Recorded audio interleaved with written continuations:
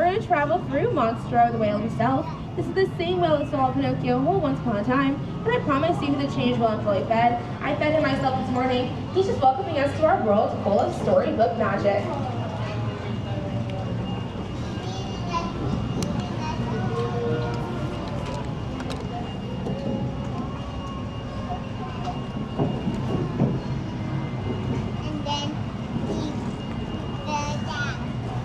Now, all good stories start once upon a time, so I'll start in the exact same way, of course. Once upon a time, there was a big bad wolf who lives in the cave on our left-hand side. He was always after his neighbors, the three little pigs, but then flew there across the way on our right-hand side in those three little houses. That first house made of straw, the second out of sticks, and the third out of guaranteed wolf-proof bricks. Now, who's really afraid of a big bad wolf?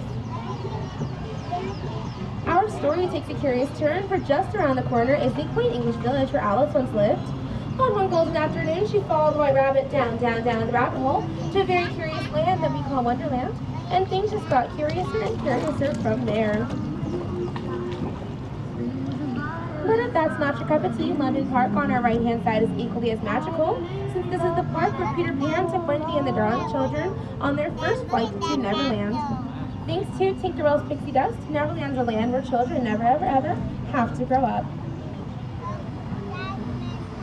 And straight ahead is the kingdom of Agrabah, where the street thief Aladdin bumped into Princess Jasmine for the very first time, and like a good street thief, he stole her heart. Through the power of true love and of course the genie's magic, both of their wishes came true, and they now live happily ever after on our right-hand side.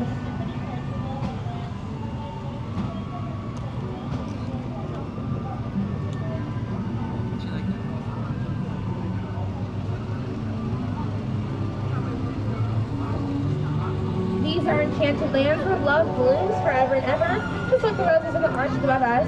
These are these same arches that Aladdin and Princess Jasmine saw on their magic carpet ride to a whole new world.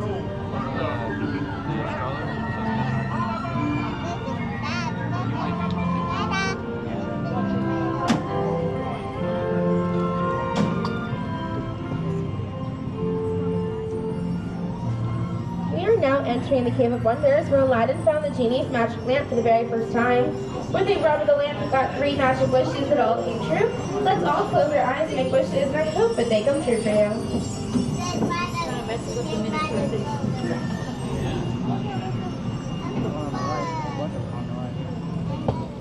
Our next wishes come true are those of Snow White and of Cinderella.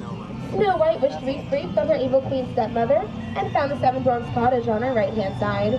And thanks to her kindness, the 7 dwarfs welcomed Snow White into their home until she found her happily ever after, which she eventually did, of course. And on our left-hand side is Cinderella's wish come true. Cinderella wished to go to the ball, but her wicked stepmother forbade it. But thanks to Fairy Godmother, her wish did in fact come true, and she now lives happily ever after with her prince in that big pink castle on the hill.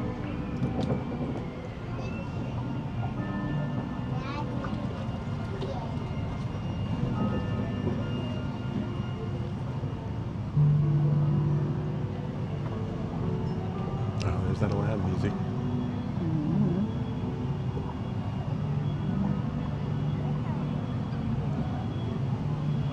On our left-hand side is the Enchanted Flower Bed, inspired by the 1933 Silly Symphony short Lullaby Land.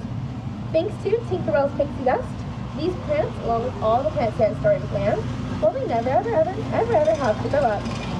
It's Tinkerbell's pixie dust that makes Storybook Land a plant Neverland.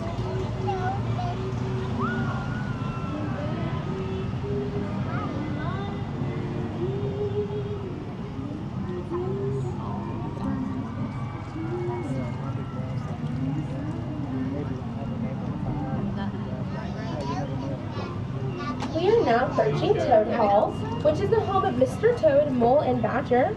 Unfortunately, my friends, Mr. Toad is very rarely home, as he's typically off on a wild ride to nowhere in particular in his motor car. And just beyond Toad Hall is the Kingdom of Arendelle, where Queen Elsa set off an eternal winter. On accident, of course, but through the power of sisterly true love with her sister Princess Anna, they lifted the curse together and they let it go. And straight ahead is where Pinocchio once lived. Pinocchio wished to be a real boy, and thanks to the Blue Fairy's magic and of course courage and honesty on his part, his wish came true and he now lives happily ever after on our right-hand side. Our final wish come true is that of a little mermaid called Ariel.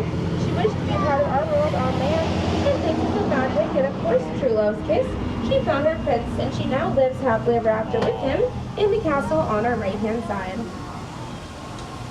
Now our storybook is coming to an end, my friends, but I want to tell all the stories here at Storybook Land and in Happily Ever After, and I hope you all find your happily ever after someday as well. Now, as a reminder, please remain seated until I give my signal that it's safe to stand. I'll give y'all the count of 3. That'll be 1, 2, 3, no more, no less. And please watch those hands, arms, and fingers as we all approach the dock and as we're exiting the boat. Once again, thank y'all for joining us today. Wait for my count of 3 to stand up all together. I like that ride. What about you guys? It's been a minute since we've been on that. Years. So, yeah, I don't know, man. Any ride that's in water, anything that's in water, I just love water. I don't know why. It's just, I don't know, it's cool, refreshing kind of, even though we didn't get wet. That's why we love cruising. Yeah, I don't care if I get wet. I just want to be in and around water. So, yeah, that was cool. All right, Sugar, let's see what else we can get into. All right, come on, guys.